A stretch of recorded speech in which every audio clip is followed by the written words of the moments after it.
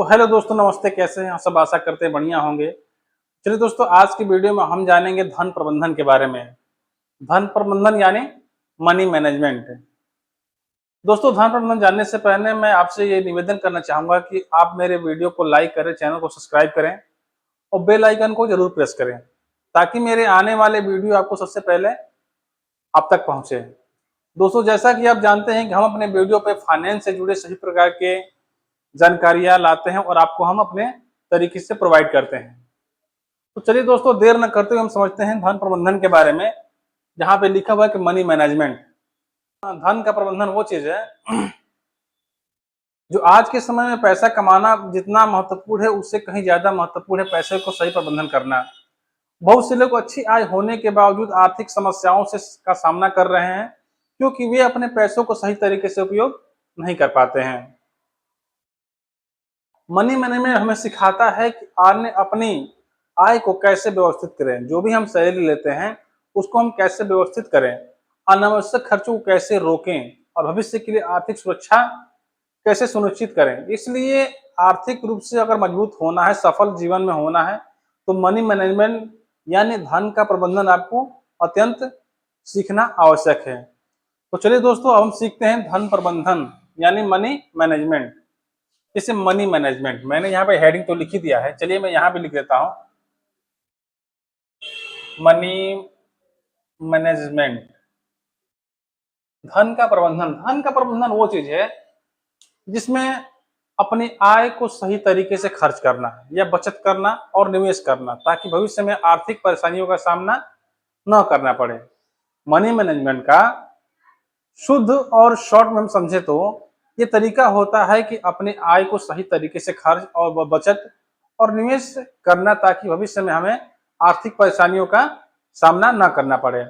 मान लीजिए कि आपके सैलरी कितना है, मान लीजिए कि आपकी सैलरी 30,000 है। आपके महीने की सैलरी कितना है? 30,000 है। तो आप उसमें आप 30,000 में आप कैसे बचा सकते हैं, कैसे अपने धन का प्रबंधन कर सकते हैं, इसके बारे में मैं आपको बताता हूं। आप शायद सुने भी होंगे या फिर जानते होंगे 50-30-20।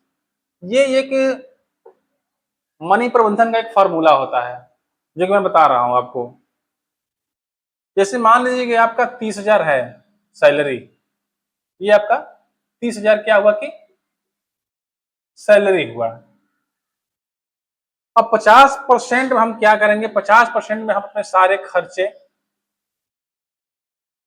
रूम रेंट, राशन इत्यादि को हम क्या करेंगे, उसमें हम अपने मैनेज करेंगे। 30% ये हुआ। 30% का मतलब ये हुआ कि जैसे जो अपनी इच्छाएं हैं, जो अपनी इच्छाएं हैं, जैसे घूमना हुआ, घूमना हो गया, मनोरंजन हो गया,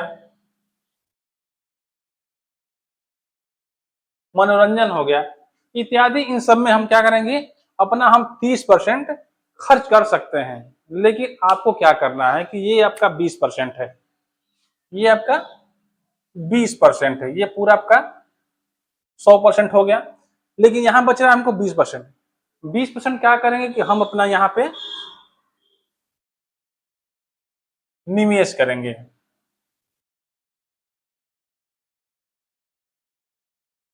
या बचत, अगर हम कहीं निवेश करते हैं तो ये हमारा बचत होता है। तो आपकी अगर सैलरी 30,000 रुपए है तो आप उस सैलरी से आप मान लीजिए 50% आप महीने का खर्च कर देते हैं। जैसे राशन हो गया, किराया हो गया, बिजली बिल हो गया, यात्रा हो गया, इस सब में अब आपका 50% यानी 15,000, 15,000 इसमें क्या होता है कि खर्च हो जाता है। बचता है आपका 30%। 30% का मतलब कि 9,000। 9,000 आपका इच्छाएं, जो मनोरंजन है, घूमना है, फिरना है, इन सब में खत्म हो गया। लेकिन आपको धन प्रबंधन करने के लिए और आपको आगे भविष्य में जो आर्थिक तंगी न आए, इसके लिए आपको क्या होना है कि आपको 20% आपको बचत करना ही पड़ेगा। 20% का मतलब कि 6,000। 6,000। अगर आप 6,000 रुपए हर महीने बचत करते हैं तो आने वाले समय में आपको बहुत ही अच्छा बेनिफिट उसका मिल सकता है। जैसे ये अगर 6,000 रुपए हो गया तो एक तो मान लीजिए बचत कर दीजिए, इसमें से आप बचत कर दीजिए कितना, 3,000। 3,000 बचत हो गया आपका, बचा आपका 3,000 रुपए। 3,000 रुपए क्या करिए कि आपको इस समय मैं आपको बता दूं कि इसमें एसआईपी का ट्रेंड है। बहुत लोग नहीं जानते हैं, बहुत लोग जानते होंगे।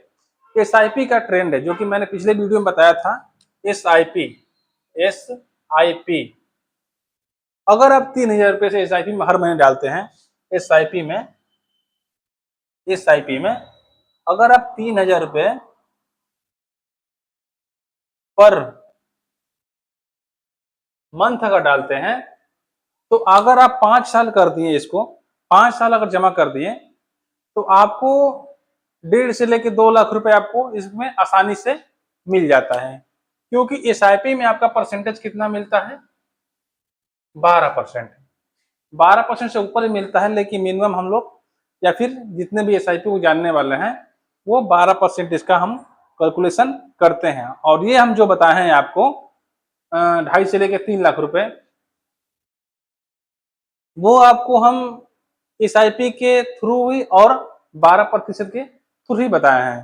क्योंकि इसमें परसेंटेज क्या होता है कि बढ़ भी जाता है। जैसे अगर, क्योंकि ये होता है म्यूचुअल फंड, ये होता है म्यूचुअल फंड जो एक बड़ी बड़ी कंपनियां होती हैं, जैसे ही वो ग्रोथ करती हैं उसका ऐसे ही परसेंटेज क्या है कि बढ़ता जाता है। तो ये हो गया हमारा धन प्रबंधन। धन प्रबंधन मतलब ये हुआ कि अगर 30,000 की सैलरी आपकी है तो आप इस तरीके से आप अपने धन का प्रबंधन कर सकते हैं। बहुत लोगों को ये चीजें मालूम है लेकिन कर नहीं पाते हैं, लेकिन आपको करना पड़ेगा। जैसे अगर आप 2 महीने, 3 महीने, 4 महीने इसी से कर देते हैं प्रबंधन तो आपको एक आदत हो जाएगी। आदत हो जाएगी तो आने वाले समय में आपको किसी भी प्रकार की कोई समस्या नहीं होगी। इससे कुछ हम रूल देख लेते हैं, इसमें रूल क्या होता है, कैसे हम प्रबंधन करेंगे, कैसे खर्च को निपटारा करेंगे। तो चलिए दोस्तों, अब हम देखेंगे मनी मैनेजमेंट के रूल। दोस्तों मैं सारा आपको बताऊंगा, टेंशन लेने की कोई बात नहीं, मैं सारी चीजें आपको ओपनली बताऊंगा। मनी मैनेजमेंट के रूल होते हैं। जैसे हम 5 रूलों को देखते हैं। जैसे आप देख सकते हैं कि मैं हिंदी में ही लिख देता हूं, इंग्लिश में लिखता हूं क्योंकि मेरा हिंदी ठीक नहीं है।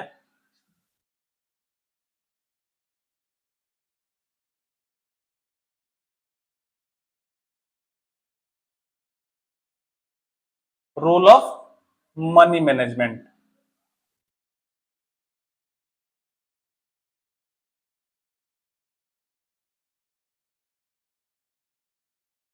मैनेजमेंट, इसमें रूल कितने होते हैं,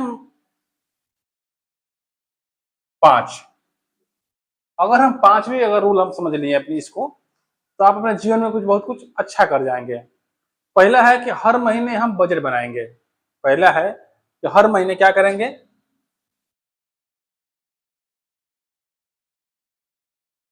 हर महीने क्या है कि बजट बनाएंगे। दूसरे साल क्या करेंगे, सॉरी दूसरा क्या करेंगे, पहले बचत और बाद में खर्च। पहले बचत और बाद में खर्च करेंगे। ये इसका दूसरा रूल हो गया। तीसरा रूल करेंगे कि 6 महीने का इमरजेंसी फंड बनाएंगे। तीसरा हम देखते हैं कि 6 मंथ का इमरजेंसी हम क्या करेंगे, फंड बनाएंगे, ताकि आने वाले समय में अगर कोई भी हमें हानि होती है, बीमारियां होती है, फिर कोई भी इमरजेंसी फंड अगर की आवश्यकता पड़ती है तो उसको हम अपने फंड को वहां पे हम यूज कर सकते हैं। चौथा हम देख लेते हैं। चौथा में यहाँ पे हम एफडी कर सकते हैं, एफडी कर सकते हैं, एसआईपी कर सकते हैं।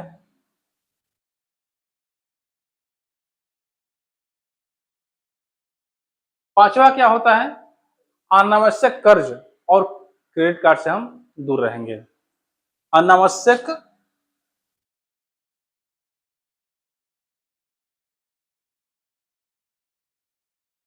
खर्च और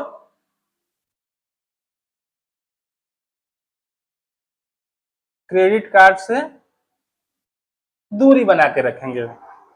आप ये देख सकते हैं कि मैंने पहले बताया कि रूल ऑफ मनी मैनेजमेंट, धन का प्रबंधन ऐसे ही कर सकते हैं। जैसे मान लीजिए कि हर महीने हम बजट बनाएंगे कि हमें इस महीने इतना खर्च करना है और इतना बचाना है। दूसरा है कि पहले बचत करेंगे, पहले हम बचत करेंगे, जो बचत का क्या नाम है कि धन है उसको हम निकाल देंगे पहले। अगर मुझे 5,000 महीने बचाना है, 4,000 महीने बचाना है या 8,000 महीने बचाना है, तो उसको हम पहले निकालेंगे, उसको हम पहले निकालेंगे। उसके बाद जो पैसा बचता है उसको हम अपने क्या करेंगे, खर्चों में इस्तेमाल करेंगे, घूमने में, फिरने में, खाने में, राशन में, किराए में, इन सब में हम क्या करेंगे, इस्तेमाल करेंगे। तीसरा क्या है कि 6 मंथ का इमरजेंसी फंड बनाएंगे। 6 मंथ का इसमें इमरजेंसी हम फंड बनाएंगे।